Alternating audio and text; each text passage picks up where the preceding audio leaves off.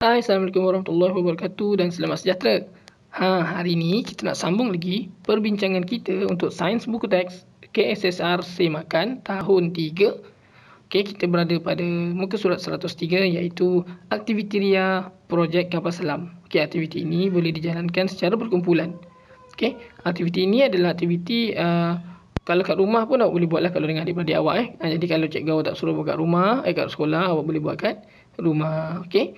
Jadi alat dan bahannya adalah yang pertama botol plastik, pemberat, besin, tanah liat. Okey, kemudian pita pelekat dan juga tiup sepanjang 40 cm. Okey, kalau awak tengok gambar ni, ni gambar yang dah siap lah. Kalau nak ikutkan awak boleh je tengok gambar ni terus buat sebiji macam ni. Tapi oleh sebab dekat bawah ni dah ada langkah-langkah, jadi ia memudahkan awak lah untuk terus buat. Kalau bagi gambar macam ni je mungkin awak boleh buat, tapi sukar. Jadi kalau awak tengok langkah-langkah ni lah, itulah kepentingan ada langkah-langkah tu supaya awak boleh tahu cara nak buat dia. Okey, jadi langkah yang pertama kita tengok kat sini. Tebuk satu lubang pada penutup botol dan sambungkan tiup padanya.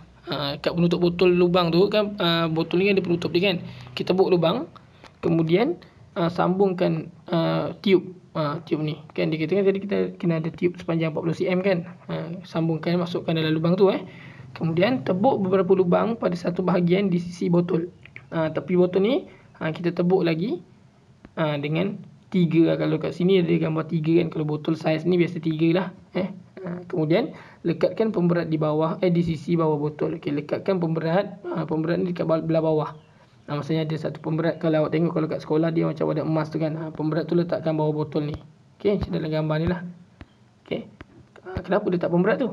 Jom kita tengok seterusnya. Yang keempat, tutup botol dengan penutup yang telah disambungkan dengan tiup. Tadi kan penutup tadi kita tahu tiup kan. Kita sambung, masukkan dalam botol tu supaya tiup dia tu nanti ke dalam. Nampak tu? Tiup dekat dalam kan. Okey, kemudian kemaskan lubang pada penutup botol menggunakan tanah liat. Okey, tadi masa awak letakkan pemberat tadi, awak letakkan kat dua-dua tempat kat depan sini dengan kat belakang ni. Pemberat nampak warna biru ni kan, line biru ni. Dia sebenarnya dia selotip sekali dengan pemberat tu. Pemberat yang ada emas tu. Okey. Kemudian bila dah siap macam ni kan, dah ada lubang semua ni, dah tutup botol dia. Okey, isikan air ke dalam besin. Okey, kemudian dah masukkan air dalam besin, awak tenggelamkan model kapal selam tu kat dalam air. Awak tenggelamkan dia yang awak punya botol ni tadi. Awak tenggelamkan dalam air. Okey. Kemudian awak pun masa dia dah tenggelam kan, nanti kan bila awak masukkan botol tu dia akan tenggelam tau kapal ni. Tenggelam, lepas tu bila dah masuk ke dalam tu, awak hembuskan udara ke dalam kapal selam melalui tiup. Kan kapal, awak punya benda ni nanti dia masuk dalam air tau. Bila dia masuk dalam air, dia akan masuk sampai ke dasar kan. Lepas tu nanti awak punya tiup tu ada kat luar. Tiup tu daripada mulut dia sampai, daripada penutup botol ni sampai ke mulut awak. Awak ni dekat luar, dekat luar besin tu, jangan awak sekali masuk dalam besin awak dekat luar besin tu kan. Lepas nanti bila awak tengok dia dah jatuh kan, dia betul tiup. Bila awak tiup nanti awak tengok apa akan berlaku dekat botol tu. Lepas tu awak bincangkan. Okay, bila awak dah buat eksperimen ni kan, nanti awak akan bolehlah jawab soalan kat sini. Soalannya, nyatakan dua kepentingan ketupatan dalam kehidupan. Maksudnya sebenarnya aktiviti yang awak buat ni apa kena mengena dengan soalan ni kan. Sebenarnya bila awak masukkan botol ni dalam air, dia akan tenggelam sebab dia ada pemberat. Okay, sebab pemberat tu nak bagi dia tenggelam je. Sebab botol kalau ikutkan, botol ni terapung kan. Tapi sebab tu bila kita letak pemberat, dia akan tenggelam lah. Okay, kemudian lepas tu bila kita tiup, bila kita tengok botol tu dah tenggelam, bila kita tiupkan udara kan, nanti udara tu dia akan masuk dalam tiup ni ke dalam botol. Kemudian dia akan tolak air dalam botol ni keluar. Dia tolak bahagian yang lubang-lubang ni. Itu fungsi bahagian lubang-lubang ni. Kita tolakkan udara, nanti udara tu akan lalu ke lubang ni, dia akan menolak botol tu. Air tekanan air tu dia menyebabkan botol ni naik ke atas. Ni maksudnya inilah sebenarnya dia nak beritahu awak. Bila awak tiup je nanti botol tu naik ke atas. Cuma kalau biar awak masukkan balik semua nanti dia tenggelam kan. Lepas tu awak tiup ni dia akan naik ke atas. Kenapa kita kena buat lubang 3 biji kat sini? Kalau cikgu awak tanya kat sekolah kan, kenapa kena buat 3 biji lubang tu? Kenapa kena buat beberapa lubang, tak semestinya 3 lah kan? Supaya nanti kalau awak tak letak lubang, awak biarkan masuk dalam air. Kalau saya pernah tengok lah eksperimen ni kan, awak masuk dalam air, nanti botol tu dia tak nak tenggelam. Jadi sekurang-kurangnya ada pemberat tu untuk bantu dia tenggelam. Lepas tu nanti awak buat lubang, dia lagi tenggelam lah. Kemudian buat lubang tu juga nanti guna dia bila awak tiup. Bila betul-betul dah tenggelam, bila awak tiup kan, awak tiup nanti udara tu masuk kan, dia akan tolak dekat melalui lubang-lubang tu lah. Dia akan tolak air melalui lubang tu. Nanti botol tu bila air dia dah kurang, dia akan naik. Sebenarnya awak belajar benda ni, ini adalah konsep asas. Konsep asas kepada kapal selam. Sebab tu awak tengok kapal selam macam mana dia boleh tenggelam. Lepas tu kan dia berat. Okey lah, boleh tenggelam kan. Tapi lepas tu macam mana boleh terapung balik pula. Inilah konsep asas dia. Jadi untuk memahamkan awak yang darjah 3 ni, jadi awak bayangkan ni adalah kapal selam lah. Jadi konsep asas yang sukar pasal kapal selam tu, macam mana dia boleh terapung, macam mana dia tenggelam, awak dapat ilmunya dengan cara awak bermain benda yang mudah saja. Benda ni saja. Jadi walaupun aktiviti ni simple, tapi dia sangat penting dalam pemahaman awak sebagai murid tahun 3. Okey.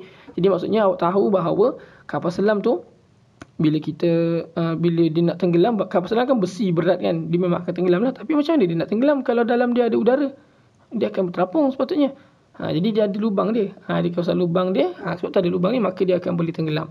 Kemudian macam mana dia boleh terapung pula? Kan dia berat. Bila kita keluarkan air dia, bila air tu ditiup oleh udara, maka dia akan naik ke atas. Jadi konsep ini yang kita nak murid-murid tahun 3 tahulah, awak lah. Okey. Jadi benda yang susah untuk difahami, kalau dulu kita tanya budak-budak kecil mana faham kapal selam, tapi bila buat aktiviti ini saja, awak boleh faham konsep dia.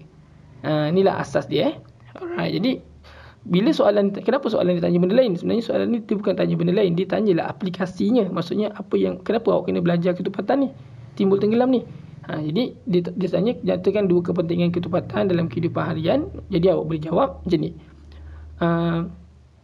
Membantu dalam penciptaan kapal selam, ataupun awak boleh cakap membantu kapal selam untuk timbul dan tenggelam. Okey, mungkin pertama membantu kapal selam untuk timbul dan tenggelam. Yang kedua mungkin kita boleh fikir yang lain. Membantu kita terapung dengan menggunakan pelampung dalam air. Contoh lain, membantu kita untuk terapung dalam membantu kita untuk terapung menggunakan pelampung di air. Itu contohlah. Banyak lagi contoh timbul dan tenggelam. Contohnya lagi macam kalau kita buat dekat rumah, kita bela ikan kan, dekat tengah-tengah sungai tu. Kan kita kadang kita lalu dekat atas bahagian sungai tu ada tong-tong biru tu kan. Tong-tong biru tu aplikasi daripada ketupatan. Kita tahu tong biru tu lebih kurang tumpat, jadi dia terapung. Jadi kita nak bela ikan dalam sangkar tu, kita nak sangkutkan dengan tong biru tu supaya ikan tu tak lari tempat lain, dan kita pun boleh naik kat situ, kita boleh tengok ikan tu. Jadi konsep dia adalah dengan belajar ketupatan, kita tahulah benda tu dekat kehidupan seharian. Okey. Okey. Seterusnya kat sini ada santai sains, okey, aktiviti kulit telur menari. Sebenarnya kedua-dua aktiviti ni saya pun dah pernah buat. Jadi kulit telur menari ni, cara dia kan, langkah-langkah dia mula-mula awak masukkan cuka dan kulit telur. Okey, yang telah dihancurkan. Tahu kulit telur yang awak masak, pecahkan telur tu kan, kulit dia tu awak ambil. Kan dah hancur, dah pecah-pecah tu awak pecahkan, hancurkan, kemudian awak masukkan kulit telur dengan cuka. Cuka ni dia warna biasanya jernih. Okey, warna jernih. Macam warna air tu. Kita masukkan cuka, tapi dia berasid sikit lah. Jadi bahaya, jangan kena tangan lah. Boleh kena tangan sebab dia cuka makanan, dia tak ada masalah sangat. Tapi kalau boleh tak payah kena tangan. Elok-elok buat. Okey, kemudian goncang. Kemudian awak perhatikan perubahan yang berlaku. Nanti awak akan nampak apa tu dalam gambar ni. Apa yang dia nak tunjuk sebenarnya? Saya tak pasti sebab saya pernah buat aktiviti ni, tapi saya tak pernah guna kulit telur. Saya guna benda lain. Nanti saya cerita. Okey, maksudnya ini sebenarnya dia guna kulit telur ni. Nanti kulit telur ni kejap-kejap naik, kejap-kejap turun. Kejap naik, kejap turun. Mula dia naik turun dekat air tu. Jadi dia seolah-olah dia menari tau. Jadi ini namanya kulit telur menari. Okey. Nanti bila awak tengok kulit telur naik, turun, naik, turun, naik, turun. Dan kalau eksperimen saya cakap tadi kan, saya buat apa? Masa saya dulu saya ada buat dengan cikgu-cikgu. Saya latih cikgu-cikgu dekat MUA untuk IBSE dengan Pasir Gudang. Macam mana seronoknya bila kita buat, kita gantikan kulit telur ni, kita gantikan dengan kurma. Kurma. Lepas tu kita letakkan kurma tu dalam air Sprite ke, air yang putih lah, air gas yang warna putih kan, kita letakkan kan. Lepas tu nanti bila kita tautkan air tu, Mula-mula kita letakkan kita letak air dulu. Lepas tu mula-mula kita sama ada kita letak air dulu atau kita nak letak kurma dulu, tak kisahlah. Lepas tu kita tuang, maksudnya kurma tu kena ada dalam air. Kurma pula, silap, bukan kurma, kismis. Ya Allah, salah sebut Kismis bukan kurma. Kurma berat kan. Okey, dia pakai kismis lah. Saya pakai kismis. Kismis yang dalam kotak biasa kan. Kita masukkan kismis tu dalam air. Nanti kismis tu mula-mula kalau yang saya buat tu, kita letak dalam bikar, kita letak kismis dulu. Kita letak 6 biji kismis dekat dalam bikar. Ada 2 bikar. Lepas tu, bikar yang pertama saya tuang dengan air gas. Mesti yang jernih, jangan ambil yang warna hitam. Bukan tak berkesan. Nanti kan tak nampak kismis tu bergerak. Jadi letak air yang warna jernih. Air yang mungkin air 100 plus ke. Tak senang air Sprite lah. Sprite tu dia kuat sikit rasanya. Letak air Sprite, 7 Up ke. Lepas tu lagi satu, awak letak air kosong. Letak je air suam. Nanti awak tengok. Yang dekat air suam tu, kismis dia tak naik, tak menari. Dia diam je. Tapi yang dekat air Sprite ataupun air 7 Up tu, nanti dia up. Kismis dia naik atas, turun bawah. Ni atas, turun bawah. Seolah-olah dia menari lah. Jadi sama konsep dengan santai sains untuk aktiviti ni. Jadi kalau awak kat rumah, awak boleh guna kismis lah. Murah sikit Tapi guna ni pun boleh, tak ada masalah. Cuma saya tak pernah guna yang kulit telur ni lah. Okay. Saya biasa guna kismis. Alright.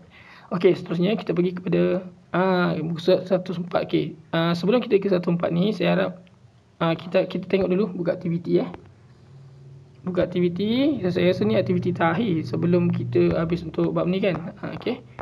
Ya, kita buat bab 7 ni. Okay, jom kita cuba jawab dulu muka surat 68. Okay. Kalau awak ada buku aktiviti, awak boleh bersama-sama dengan saya untuk jawab. Okay. Aktiviti 6. Air menjadi lebih tumpat. Okay. Lim menjalankan aktiviti A dan B seperti di bawah. Tengok aktiviti A, dia pecah dia ambil telur, dimasukkan dalam air. Air tu tengok telur tu tenggelam dalam air. Nampak tak? Tenggelam. Aktiviti B, telur tu dah dalam air tadi, dia letak garam, dia goncang-goncang menggunakan apa nama binatang tu? Rot kaca kan. Dia bincang-bincang guna rot kaca tu ataupun pengacau tu lah. Kemudian tak lama lepas tu timbul telur tu. Macam mana tu? Sebenarnya aktiviti A dan B ni kita boleh guna benda yang sama lah. Mula-mula kita buat ni dulu, kita letak je. Kemudian baru kita tuang garam, dia dah akan timbul. Jimat sikit kan. Awak boleh buat kat rumah ni. Seronok. Okey. Jadi soalan dia kata, jawab soalan yang berikut. Yang pertama. 1. Perhatikan aktiviti A.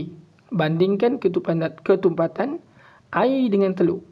Bandingkan ketumpatan. Maksudnya kita tahu bahawa air dengan telur, telur tenggelam dalam air. Maksudnya telur lebih tumpat daripada air. Betul? Okey, jadi awak tulis kat jawapan ni. Dia kata bandingkan kan. Telur lebih tumpat daripada air. Okey, saya ulang. Telur lebih tumpat daripada air ataupun berbanding air pun boleh. Okey. Okey, kemudian perhatikan aktiviti B. Okey. Mengapakah telur timbul? Kenapa telur timbul? Kenapa tiba-tiba telur timbul? Tadi telur kat bawah, tiba-tiba tahu garam, telur timbul. Jadi maksudnya bila telur tu timbul, maksudnya ketumpatan telur tu dah kalah dah. Maksudnya air tu lebih tumpat daripada telur kan. Air apa tu? Air tadi dia letak garam. Jadi kita boleh namakan dia sebagai air garam kan. Okey. Jadi kita tulis kat sini. Air garam lebih tumpat berbanding telur. Ataupun awak tulis kat sini. Telur menjadi kurang tumpat berbanding air garam. Okay. Telur menjadi kurang tumpat berbanding air garam. Sebab air tu dah letak garam. Nak senang cerita macam tu lah. Okey, boleh Saya ulang sekali lagi Telur menjadi kurang tumpat berbanding air garam. Ataupun air garam lebih tumpat berbanding telur. Itulah sebab dia kan. Okay, mengapa kan? Okey, kemudian bagaimanakah air boleh menjadi lebih tumpat? Okey, macam mana tu? Tadi awak tengok kan, kenapa air mula-mula air kalah dengan telur. Lepas tu tiba-tiba air tu dia boleh pula naikkan. Kenapa air tu boleh pula menang dengan telur. Telur pula yang terapung. Bagaimana ia boleh terjadi? Tu soalan dia. Kenapa dia boleh terjadi tadi? Apa yang kita buat tadi? Kita masukkan garam. Okey, jadi jawapan dia, bagaimanakah air boleh menjadi lebih tumpat? Jawapan dia adalah air menjadi lebih tumpat apabila dicampurkan dengan garam. Ataupun air boleh menjadi lebih tumpat apabila dicampurkan dengan sesuatu. Tapi nak senang buat garam je lah. Sebab dalam eksperimen ni garam kan. Dia jawab tulis kat situ. Air menjadi lebih tumpat apabila dicampurkan dengan garam. Okey, jadi bila air dah bercampur dengan garam, bila dia jadi air garam, dia akan jadi tumpat lah. Dia lebih tumpat daripada air biasa. Jadi sebab itu telur tu kalah. Di jawapan dia kat situ, saya ulang sekali lagi. Air menjadi lebih tumpat apabila dicampur dengan garam. Ataupun nak senang lagi jawapan dia, auto dia macam ni je. Ketupatan air berubah apabila dicampur dengan garam. Ketupatan air berubah apabila dicampur dengan garam menjadi lebih tumpat. Okey, itu pun boleh. Jawapan tadi pun boleh, jawapan ni pun boleh. Okey, saya ulang sekali lagi. Jawapan yang baru yang boleh diterima lagi adalah ketupatan air berubah apabila dicampur dengan garam menjadi lebih tumpat. Okey. Okey. Seterusnya yang ketiga, tandakan raut pada bahan yang boleh menjadikan air lebih tumpat. Cuba bayangkan kita letak susu pekat. Adakah kalau kita letak susu pekat, air jadi tumpat tak? Kalau kita letak pasir, air boleh jadi lagi tumpat tak? Cuba bayangkan gula, minyak. Kalau kita letak garam, air jadi lebih tumpat. Kalau kita letak gula, tumpat tak? Letak minyak masak, tumpat ke tidak? Cuba fikir. Okey. Okey, untuk soalan nombor 3 ni, tandakan raut pada bahan yang boleh menjadikan air lebih tumpat. Gula ke, minyak masak ke, susu pekat ke, pasir kan? Kalau ikutkan dalam buku teks tu, yang boleh menjadikan air lebih tumpat adalah dengan cara kita meletakkan gula ataupun garam. Okey, kalau kita tengok pada buku teks, dia tulis gula atau garam kan? Jadi kita write dekat gula lah. Gula. Kalau minyak masak dah tentulah minyak tu lagi terapung. Kalau pasir pun dia susah nak nak menyerap dengan air tu kan. Jadi yang jawapan kat sini kalau saya type gula, saya write gula je lah. Okay, kalau kita buat air campur macam air 3 layer tu semua kan, susu pekat tu pun sebenarnya boleh mempengaruhi. Susu pekat pun sebenarnya dia boleh menyebabkan ketupatan tu berubah. Tapi konsep kat sini kita nak tengok yang manakah yang boleh menjadikan air lebih tumpat. Kalau susu pekat tu memang confirm dia akan ubah ketupatan. Tapi untuk yang lebih tumpat adalah gula dengan garam. Jadi kat sini awak jawab gula sajalah. Okey, seterusnya. Okey, ini merangkumi 7.1.3 dan pada muka surat 68. Ini adalah soalan yang terakhir lah untuk awak untuk dalam buku aktiviti untuk bab 7 ni. Jom kita sambung dengan buku teks. Kita sambung dengan buku teks muka surat. Seterusnya iaitu muka surat 103. Tak apa, kita jangan sambung dululah. Kita sampai sini dulu. Pada kelas akan datang kita akan buat penutup untuk tajuk ni, muka surat 104, dan kita akan jawab soalan mari jawab ni. Okey, sebelum kita masuk ke debat yang baru Okey, jadi sebelum untuk mengetahui atau ingat semula tajuk ni secara menyeluruh dan cuba jawab soalan mari jawab tu. Okey, kalau awak nak tahu apakah soalan-soalan dia dan apakah jawapan yang mungkin kita boleh kongsikan bersama, jangan lupa untuk teruskan subscribe. Nantikan video terbaru daripada saya. Okey, Assalamualaikum dan selamat sejahtera.